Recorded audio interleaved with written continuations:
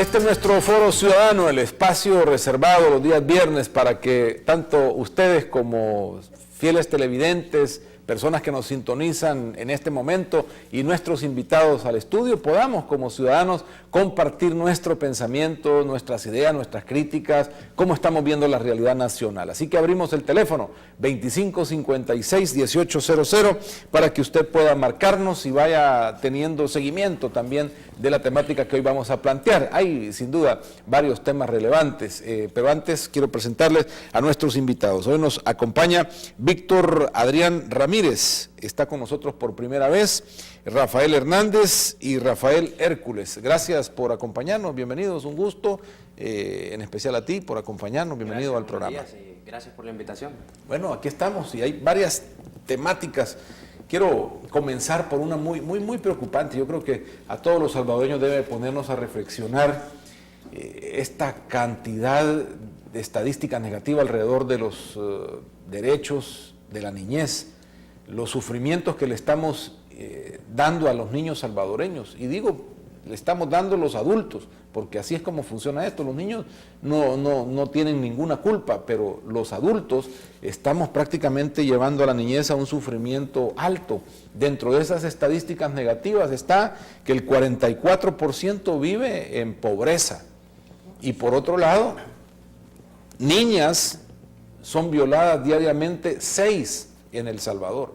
Hablando solo de niñas, pero aquí hay violaciones de niñas, niños, adolescentes.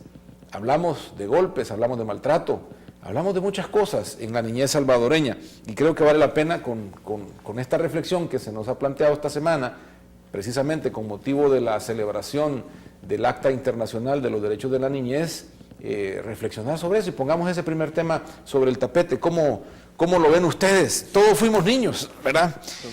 ¿Y qué ha pasado con la niñez? No sé cómo ha sido la de ustedes, pero estamos o no dentro de estas cifras y qué uno puede sacar de esto y trasladarlo a esta realidad que estamos viviendo también de la violencia, de la migración, de la desintegración familiar, de la falta de capacidades del país para salir adelante. Bueno, ¿cómo lo ves, Rafa? Bueno, definitivamente es preocupante porque ayer tuvimos el informe de la UNICEF, Gordon Lewis daba ahí unos datos de cómo se ha avanzado en infraestructura, que ya se han creado comités, que ya se han creado centros en los cuales se les da atención a estos niños maltratados o que han pasado sobre algún proceso de violencia. Creamos hace ya más o menos 4 o 5 años la famosa ley Lepina, ¿no? Que a mi parecer es una ley muy íntegra y que da una gama de derechos bastante buena y bastante amplia. El problema de El Salvador es la efectividad, la aplicación. Tenemos sí bien un marco institucional y un marco legal regulatorio, pero no tenemos efectividad. Nosotros, sin mucho, saliendo del canal de aquí a 2 cuadras, vamos a encontrar al primer niño que ya va a estar en una esquina pidiendo, ¿no? Que no tiene acceso a educación, que no tiene acceso a salud, que no tiene acceso a un ambiente idóneo para su edad, ¿no? Entonces, mucho puede haber un consejo, mucho puede haber una infraestructura, mucho puede haber una ley, pero si eso no tiene eficacia, es una ley muerta. Lastimosamente, esto nos lleva a eso, ¿no? A tener cifras alarmantes, porque 6 niñas violadas diariamente, si tú lo haces anualmente, esto es una cifra exorbitante. Y que eso es lo que se conoce por la denuncia, ¿no? Que se conoce por la denuncia y que lamentablemente no siempre llega a un feliz término judicial, porque las condenas por violación en nuestro país no pasan, yo leía un dato hace un par de días, no pasan de 300 anuales. Entonces, quiere decir que 1 de cada 6 casos es el que pasa, ¿no? Entonces es bastante complicado, y el gran problema es que los niños no tienen cómo defenderse, porque es la familia la encargada de defender al niño. Un niño no puede, aunque la ley así lo estipule, un niño no puede realizar una denuncia, porque el mismo temor de ser o seguir siendo maltratado, ¿no? Entonces hay que crear aún más mecanismos y no pasa tanto también por leyes, pasa por valores familiares, algo que está bastante perdido. Víctor. Pues la verdad es que este es un tema muy complejo y ya hablabas tú hace unos momentos de que la pobreza también tiene quizás una relación con esto. Al final estos temas tienen problemas en común. Pero inicialmente puedo decirte que en el tema de la niñez, como ya decía mi compañero acá, la efectividad creo que juega un papel muy importante, porque las leyes pueden estar, las leyes que protejan a los niños pueden estar, pero si en el país no se cumple la efectividad de vida, esto queda en el olvido prácticamente, no tiene ningún sustento que las leyes estén, sino al final no se cumplen. Como decía también mi compañero, creo que al final el niño no se puede proteger solo. Yo creo que los papás juegan un papel, la familia, más bien dicho, juega un papel muy importante en este tema, ya que la familia o los papás son los encargados de proteger al niño, ¿verdad? En su niñez.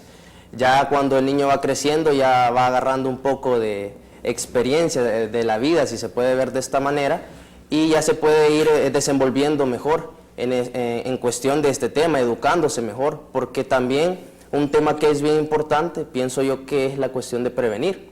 El prevenir es muy importante en todos los ámbitos. Muchos países hoy en día son seguros por la prevención que han hecho durante años, porque recordemos que no vamos a empezar a hacer un proyecto de prevención de violencia y mañana vamos a querer resultados. Esto quiere de tiempo. Entonces, creo que media vez cada uno de nosotros nos eduquemos en estos temas, creo que solo así podemos sacar a flote estos temas que son de verdad muy crueles, ¿verdad? Que uno sepa que 6 niñas diariamente están siendo violadas, a uno le entristece. Y como lo decías tú, eso solo son lo que nosotros sabemos, pero ¿qué hay de lo demás que no van a denunciar? O sea, podemos decir que al final pueden ser más de 100 violaciones de niñas diariamente. Y es triste de verdad escuchar esos datos. Rafael. Sí, sería interesante también, afirmar que además de lo que mencionabas de las violaciones, también el estudio manifiesta de que también, el sector, de los niños es el que más, sufre de homicidios. Más del 85% de las muertes, de los homicidios que se dan en el país son entre los 15 y los 19 años. Eso también son cifras alarmantes, ¿va? Claro, entran en el rango de menores de edad. Así es, en el rango de niños, según la Lepina. Claro. En la adolescencia en específico. También sería de ver también el ámbito, del tema económico, por ejemplo, o en qué sectores son los que sufren más violencia, llámese violaciones, homicidios, en el país, ¿verdad? Para ir, enfocando, o que el gobierno, ¿verdad?, o la sociedad tenga un panorama más específico en qué zonas del país es donde en verdad se sufre de ese tipo de violencia a la niñez y la adolescencia, ¿verdad? También está el tema de la desigualdad social, ¿verdad?, que va inmerso en eso. Y también el tema cultural, diría yo, porque, como decían los compañeros, ¿verdad?, no solo sería el tema institucional de las leyes, los organismos que tienen que defender los derechos, como es el CONA, la Lepina, la Procuraduría para la Defensa de los Derechos Humanos, etcétera, ¿verdad?, Policía Nacional Civil, todas las instituciones, sino que también el ámbito familiar, como lo mencionaba él, el ámbito de las escuelas, por ejemplo, si en verdad los profesores se han capacitado en Lepina, por ejemplo, en Código de Familia, y en verdad también ellos contribuyen a que si detectan un factor de violencia, un indicador de violencia en un niño cuando va a la escuela, es el profesor el que, tiene un acercamiento a veces quizá mejor que los propios padres, porque recordemos que somos uno de los países que más emigraciones tenemos quizá a nivel centroamericano. Entonces, también es importante la capacitación de los docentes en ese tipo de factores y denunciarlo, ¿verdad?, porque a veces quizás nos quedamos cortos en ese ámbito.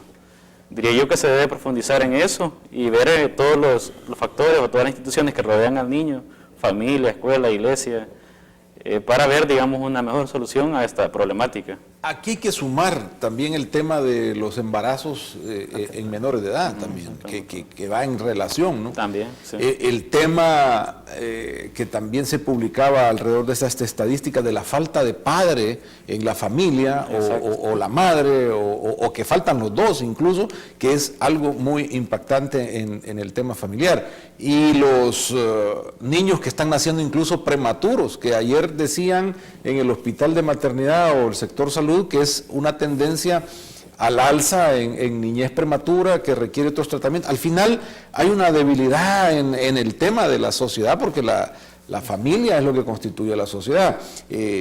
Vamos a empezar a recibir llamadas para ver qué opinan nuestros televidentes sobre este tema. Hola, buenos días. Se cayó la llamada. Bueno, ¿qué entonces es lo que está fallando? Porque si tenemos lepina, ya mencionaron ustedes algunas cosas que antes no habían.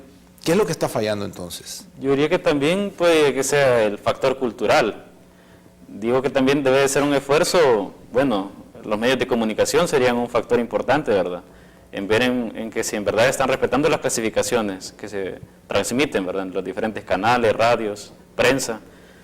Por ejemplo, a veces se ven en periódicos publicaciones hasta pornográficas y a veces como que un poco nos imaginamos, me pongo a pensar, ¿verdad? ¿Qué pasa con un niño que ve una imagen así? También, digamos, en el centro de San Salvador a veces se irrespeta ese ámbito, se pueden ver películas pornográficas también ahí a la luz del día, ¿verdad? ¿Qué pasa con las instituciones? ¿Qué pasa con la PNC que no está regulando eso, ¿verdad? Que son quizás los más cercanos a resolver eso? También lo de los medios que te mencionaba, qué tipo de música le estamos transmitiendo a los jóvenes o a los adolescentes, ¿verdad? Y si esa música también está incidiendo en ese factor cultural que puede incitar a la violencia, ¿verdad? Sí, los medios tienen influencia, pero al final creo que todo pasa por el sistema de valores familiar que viene a incidir en el sistema de valores de la sociedad, ¿no? El sistema de valores y principios de una familia es el primer arraigo de un menor, de un niño o de una niña, porque ese es el ejemplo que le transmite la familia al menor. Si el menor viene de una familia separada donde ve que el papá le pega a la mamá, obviamente él va a tomar, quizá no va a decir esa es una conducta buena, pero va a decir es una conducta permitida. Y aquí hay algo que quizás lo vamos a amarrar también con el tema de seguridad, porque muchos entienden que toda esta gama de derechos de los niños, he escuchado yo en muchos adultos decir, ay Dios, es que ahora si yo le pego a mi niño o lo disciplino, es la palabra, ya me pueden meter preso. Y hay que tener claro algo, una cosa es la disciplina y otra cosa es el maltrato, ¿no? Entonces, yo creo que todos nosotros aquí, jóvenes, ya no tanto, tuvimos cierto grado de disciplina, ¿no? Y esa disciplina de nuestros padres, que tal vez algún día habrá sido un chancletazo, fue la que nos permitió hasta cierto punto no desviarnos en nuestra vida, no entrar en grupos delincuenciales, no tomar malos hábitos, qué sé yo, no llegar a delinquir incluso. Entonces, ahí hay una paradoja, ¿no? Entre qué es disciplina permitida y qué se convierte ya en maltrato. Y eso viene siendo también base de la familia, ¿verdad? Es la base que te va a permitir a ti encarrilar a tus hijos, ¿no? Ahora, ¿cómo vas a encarrilar a tus hijos si tú no estás presente? Ahí caemos a otro problema familiar, ¿no? Que es la desintegración, que lastimosamente en este país, bueno, yo que estoy en este ámbito legal, a mí me toca divorciar más que casar, por decirte algo. Yo practico más divorcios que bodas, entonces es bastante preocupante. Tenemos otra llamada. Ahora vamos a darle paso a las llamadas. Hola, buenos días. Adelante, por favor. Buenos días, escuchamos. Buenos días.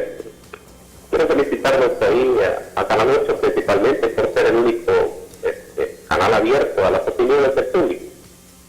Y también felicitarlos a los que están ahí en el panel. La verdad, creo que el caso que están tratando es bastante difícil, pues. Porque como cada gobierno que llega, los caprichos de ese partido, de esa ideología, se convierten en leyes. Entonces, todos estos caprichos que se convierten en ley nos van afectando día a día a nuestra familia.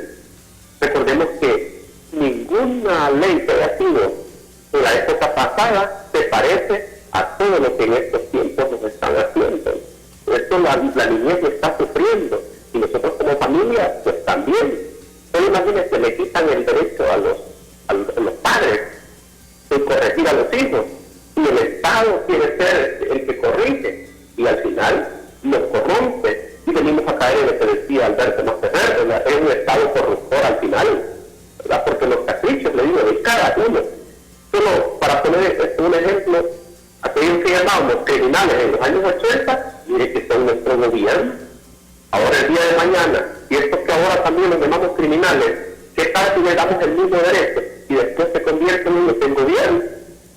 Ahora mire, Otra cosa, todo aquello que el niño no se le enseña de pequeño es el ignorante cuando sea grande. También nosotros, yo creo que además está decirlo, que esto ha pasado con nosotros. Y un ejemplo, mire, si nosotros esperáramos hasta los 20 años para empezar a aprender a caminar, mire, si esto fuera una ley, ¿sabe cuánto? A los 20 años comenzarían a dar sus primeros pasos y sería demasiado tarde.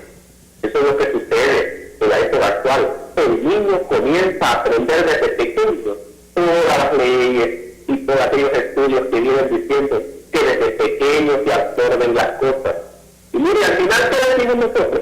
La ley nos viene a poner de cabeza y nosotros queremos las cosas otra vez hasta el final y al niño no le enseñamos nada y después le echamos la culpa a la pobreza. No, hombre, los pobres, yo le digo que si yo soy pobre de aquellos que les ha tocado comer tortillas con un tomate a veces, con un tomate crudo, y miren, yo les aseguro que entre los pobres no nace la delincuencia.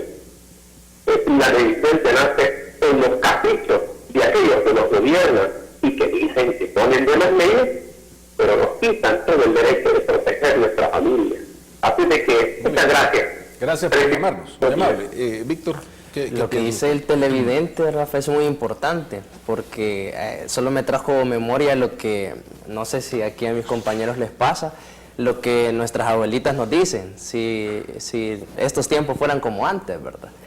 Antes, como dicen las abuelitas, antes era todo distinto y ahora es prácticamente la otra cara de la moneda, como se dice, ¿verdad?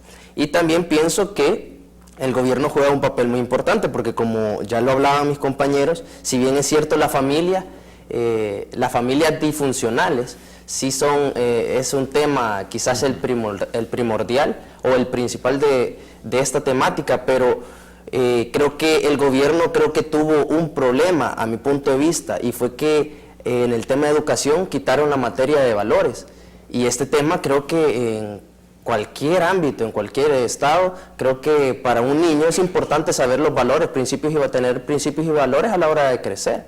Y eso creo que juega un papel muy importante en que al final crezcamos con un pensamiento distinto al que nosotros crecimos, porque yo me recuerdo que la materia de valores me gustaba y practicábamos incluso con mis compañeros en aquel entonces todos los tipos de valores que nos enseñaban.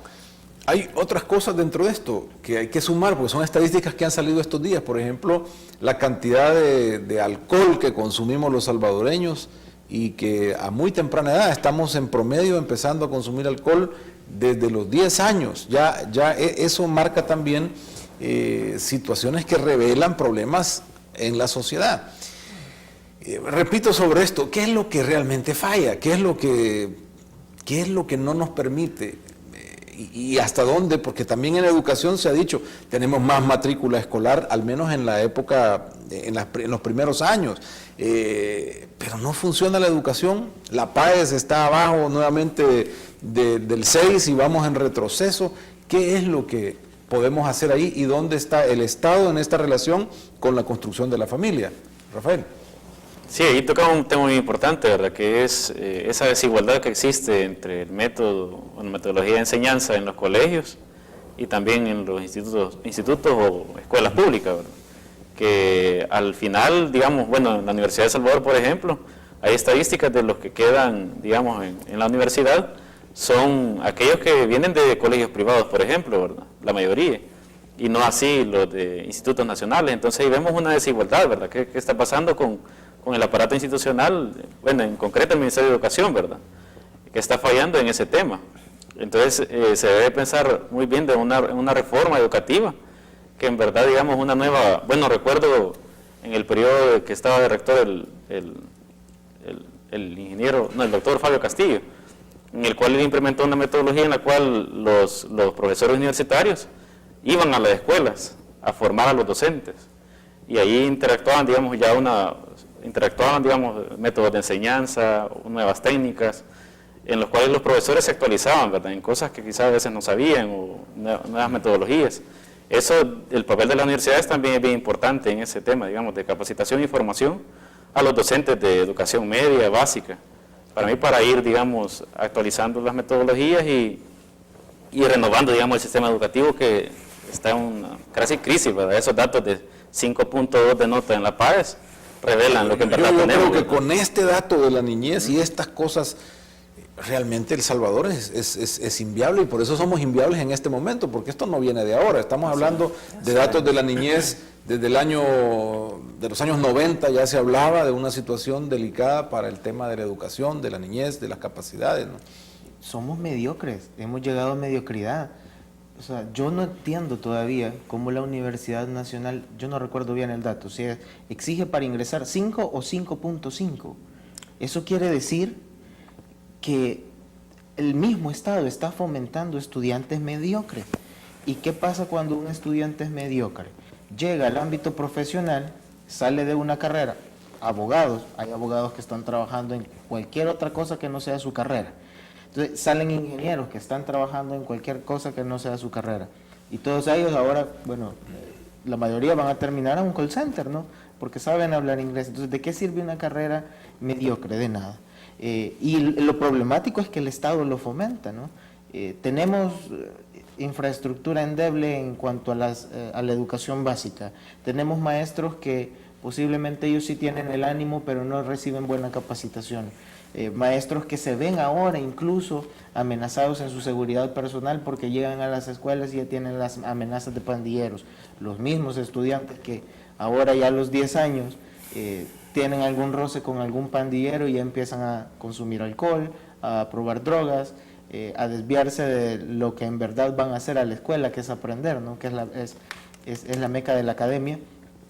Tenemos un sistema mediocre de educación. Entonces no podemos querer formar profesionales que incluso se tendría aquella posibilidad de que lleguen a un cargo público después a dirigir las riendas de este país con mediocridad. O sea, por eso es que son pocos los que en realidad sobresalen. Ahora, la escuela privada o los medios privados quedan ahora nada más para aquel que tiene la capacidad de pagar.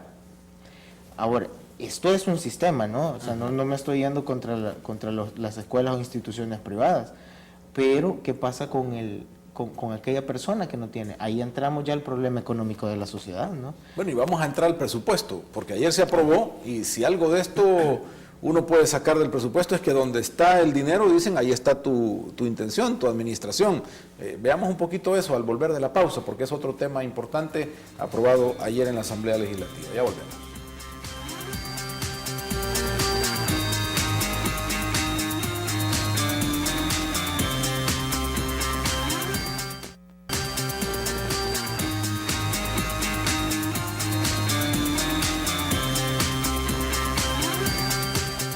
Continuamos con nuestro foro ciudadano. Hablábamos de la niñez, hablamos del tema de educación, hablamos de cómo estos problemas que refleja la niñez y el abuso, la falta de educación de padres de familia presentes en las familias, bueno, está afectando el desarrollo del país. Y esto nos lleva al presupuesto.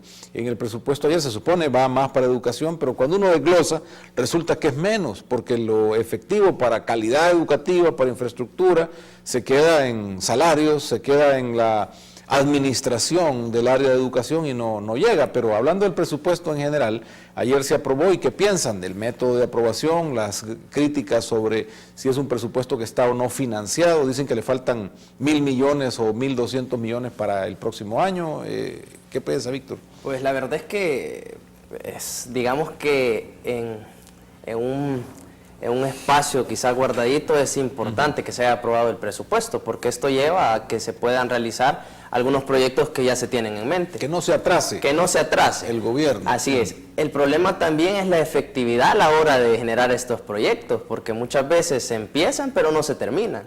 Entonces, pienso yo que sí es viable o sí es, por decirlo de una manera alegre, de que se apruebe el presupuesto, pero la cuestión al final también puede ser cómo se desvían fondos. O sea, siempre se terminan, en el Estado siempre se terminan perdiendo fondos que son de cooperación internacional, y al final no se dejan tirados muchos proyectos que sí quizás son viables para estas temáticas que estamos tocando, Y entonces creo que al final no sirve de nada, ¿verdad? Que los proyectos o el presupuesto se pueda aprobar si al final también no existe también, podríamos decir, un proyecto específico, ¿verdad? Ya lo hablabas tú, la educación, quizás sí se tiene un presupuesto para educación, pero el problema es cómo se va a tocar estos temas de educación. Hablar de educación no es solo invertirle en la infraestructura de la escuela, sino que de calidad, la formación de profesores que hablábamos anteriormente. Todo es una temática que al final engloba algo en común. Y esto creo que al final sí es, como te decía anteriormente, sí es viable que se apruebe un presupuesto, pero tendríamos que ver cómo se van a efectuar, cómo se va a ver este presupuesto en los proyectos que se tienen. Tenemos una llamada. Hola, buenos días. Buenos días, escuchamos. Hola. Adelante, bienvenida. Hola. Caballero.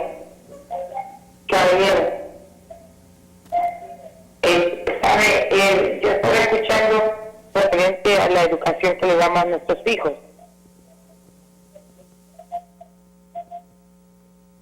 Creo que nosotros los padres hemos fallado en cuanto al castigo que le damos a nuestros hijos. Porque yo tengo 2 hijos adolescentes ahora. Me he dedicado a darles amor toda esta vida. ¿Y qué pasa?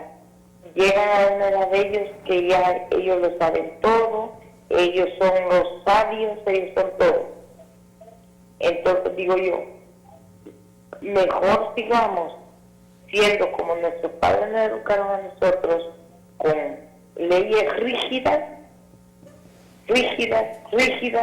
y que antes nos castigaban sin pensar que le iban a meter preso o qué sé yo, pero eso nos hacía ser buenas personas, buenos seres humanos. Ahora que usted le levanta la mano a un hijo y ya el hijo lo amenaza que lo va a meter preso, no señor, no se vale.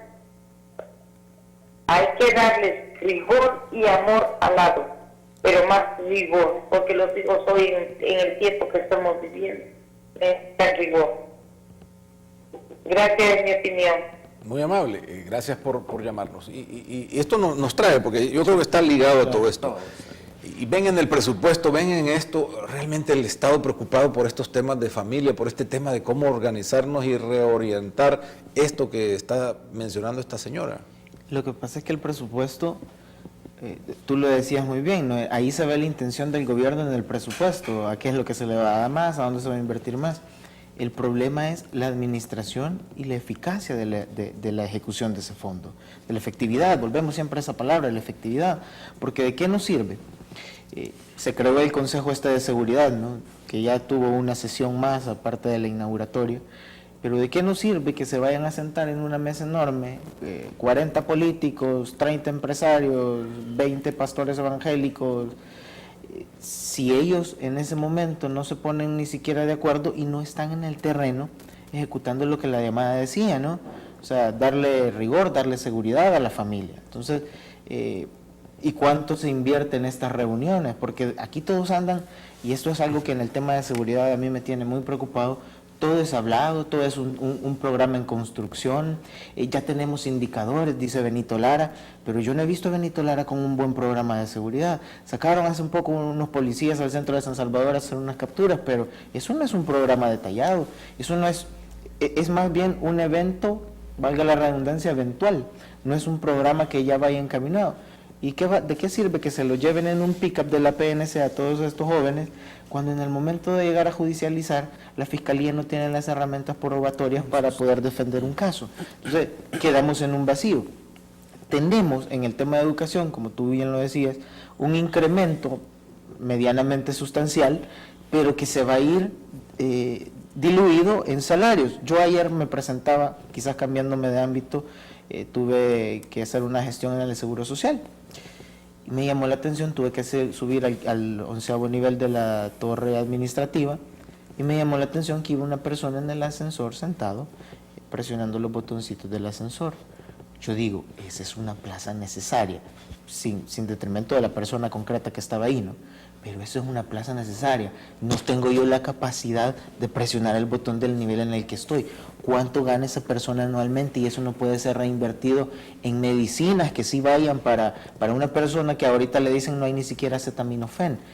Hay que tener algo bien claro, el Estado no genera valor. O sea, la masa del Estado, el Estado, nosotros deberíamos preocuparnos por hacer el Estado más chiquito, porque al Estado lo mantenemos nosotros de nuestra bolsa. Y el Estado, cada dólar que va para ellos, el Estado no gana 10 centavos y te lo da a ti, él nada más es un mero distribuidor. Entonces, esa grasa estatal que existe debería reducirse. Yo escribía una columna y decía, el Estado debería ser un Estado fitness, que tenga el mínimo de grasa, porque no se puede mantener, no podemos estar manteniendo el Estado, ¿me entiendes? Entonces, de nada sirve estar creando plazas, de nada sirve crear instituciones, si en la efectividad del salvadoreño de a pie no ve los resultados. Tenemos otra llamada. Hola, buenos días. Escuchamos, adelante. Sí, buenos días. Bienvenida. Sí, solo quiero opinar y recordarle, ¿verdad?, que esta situación que tenemos en estos días, pues es la nueva estructura económica que surgió hace 25 años cuando vendieron el patrimonio del Estado, que ya el Estado pues ya no tuvo para dar presupuesto para funcionamiento de las entidades de salud, de educación, y la nueva estructura social, nuestro nuevo ambiente social también, que es el caldo propicio pues por la falta de empleo, para que todos los externos que vienen de afuera, las nuevas modalidades de droga, todo eso ha hecho pues que antes los padres sin trabajo iniciaran un nuevo tipo de trabajo que ya no es legal, ¿verdad? Y ahora tenemos pues una sociedad que ya los nietos de estas personas ya nacen en otro contexto, que ya nacen así, ya es una nueva organización. Entonces aquí la nueva estructura social ambiental que hemos creado nosotros, todos, porque nosotros, la sociedad, hemos permitido eso, es lo que tenemos ahora.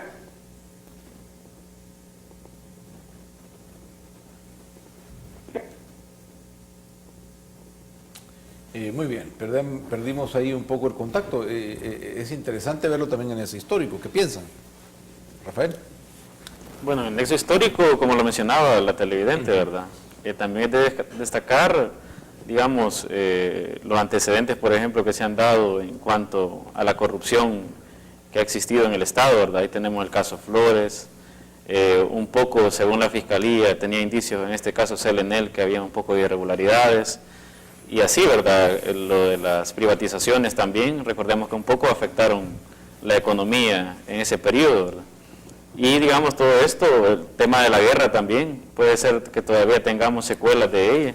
Recordemos que esa generación que estuvo en conflicto, actualmente todavía puede que sean nuestros padres, todavía está esa generación que nunca, digamos, ni siquiera los acuerdos de paz tuvieron un enfoque en verdad en la reparación a las víctimas. Te aseguro que más de algunos de los que anduvieron en el conflicto, si no la gran mayoría, todavía tienen problemas psicológicos, por ejemplo, que te están teniendo repercusiones a la actual generación, ¿verdad? También quisiera rescatar que en cuanto al presupuesto, por ejemplo, me parece interesante, digamos, que se están apostando al sector educación, justicia, salud, por ejemplo, pero lo hablamos fuera de cámara, ¿verdad? Que al final quizás sea cumplido con una mera formalidad, porque, por ejemplo, te pongo el claro ejemplo de la Universidad de El Salvador, ahorita tiene déficit para funcionar en diciembre. Entonces eso hace que, así como decías, el presupuesto solo sea un mero documento, que digamos que esté plasmado ahí y te diga qué es lo que vamos a hacer, pero al final, ya en diciembre, se ven los déficits, ¿verdad? Y ahí vienen los cruces de partidas entre ministerios u órganos del Estado, que al final ese presupuesto debería reflejarse, digamos, en la recaudación fiscal, ¿verdad? Que si en verdad queremos un presupuesto de altos niveles, digamos, en cantidades de dinero, también deberíamos de fijarnos en la recaudación fiscal del Estado, si en verdad somos capaces de recaudar eso, ¿verdad? Bueno, el Estado salvadoreño ha recibido en los últimos 7 años cantidades de dinero que nunca había logrado percibir, pero no es suficiente, o sea, y no lo vemos en ese histórico también impactando esa realidad de mejora para los servicios públicos. También quizás la función administrativa, así como decía el compañero, la eficiencia, pero también la eficacia, es decir, que sea eficaz la función administrativa del Estado, pero también que sea con el menos uso de recursos, ¿verdad? Eso también, ahí está la autoridad. Hay otro tema, y porque veo que ya vamos terminando, rápidamente, nada más el tema CEL-ENEL. Ahora se habló de, bueno, un acuerdo para negociar, para dar por terminado ese conflicto y negociar. ¿Qué opinan ustedes de esto después de también lo que hemos pasado? Aquí se ha hablado de corrupción, se ha hablado de muchas cosas, gente que está siendo juzgada por ese caso supuestamente, y para que ahora pues nos digan a los salvadoreños, pues vamos a arreglar y ya se acabó. ¿Qué piensa, Víctor? Pues es un tema bien complejo y a la vez risible a mi punto de vista, ya que podríamos decirlo, yo podría decirlo así, tanto show que se armó anteriormente, solo para que al final, como tú dices, vengan las partes, el gobierno y la empresa, y vengan a decir, bueno, arreglémoslo y solucionemos todo. Y el show que se armó antes, ¿qué se dice de todo eso, verdad? Entonces creo que es un poco risible, ¿verdad? Pero son temas que al final el gobierno en turno, en este caso, le va a tocar solucionar, pero también es preocupante que es que la empresa no se pronuncie. Creo que debería de pronunciarse al menos para dar su punto de vista de todo esto que se ha tocado, que ha sido largo, porque no ha venido de hace unos meses, sino que ya tiene más tiempo. Este caso terminó siendo un caso gallo-gallina. O sea, teníamos al gallo en época electoral, porque recordemos que CEL-ENEL se enfocó en época electoral, y ahí el gobierno ahora sí, había corrupción, vamos a llegar, qué pasó con los contratos que se firmaron, hicieron incluso algún par de interpelaciones a algunas gentes por ahí, pero ahora que son ellos a los que como gobierno, órgano, institución, se llama esto en derecho, les toca poner la cara y dicen, no, mejor negociemos. Entonces vemos ahí cómo estamos manejando un doble discurso, una doble cara, ¿no? Al final, esto de que se decía en aquella época electoral, este es un contrato que viene de forma lesiva para los salvadoreños. Ahora, ¿a dónde están estos salvadoreños o ese interés por los salvadoreños que decían en época electoral, ¿no? Si se van a sentar a negociar, yo lo dije, pues se hizo un mal contrato, ni modo. Se hizo un mal contrato, ni modo, nos quedó como lección aprendida. Yo creo que en términos jurídicos no se podía llegar a otro término, pero sí se jugó con aquel pasionismo de las masas, ¿no? Rafa, 10 segundos. Bueno, solo recordar que la Fiscalía ya tenía, digamos, una investigación, ¿verdad?, que manifestaba ciertas irregularidades. Al final, quizá el problema fue que los funcionarios que nos representaban en ese entonces, bueno, representaban al Estado, ¿verdad?, y se tenían algunas irregularidades, pero al final ya, digamos, Francia ya ha dictaminado de que el caso lo gana, digamos, la GEO. Sí han habido repercusiones para el Estado, pero lastimosamente en ese tiempo X funcionarios nos representaban y ahí fueron las decisiones de ellos. También recordemos la ley de telecomunicaciones también, y el caso, digamos, del aparato, digamos, estatal, que no, digamos, no dio frutos en esa investigación, ¿verdad? Ok, bueno, terminamos. Gracias por habernos acompañado, gracias por participar. Les esperamos en nuestro próximo programa, el próximo viernes, si Dios así lo quiere. Nos despedimos con el proverbio de cierre, y en Proverbios 19:16. Esto es lo que encontramos, Proverbios 19:16. El que guarda el mandamiento se guarda a sí mismo, el que desprecia la palabra morirá. Hasta pronto.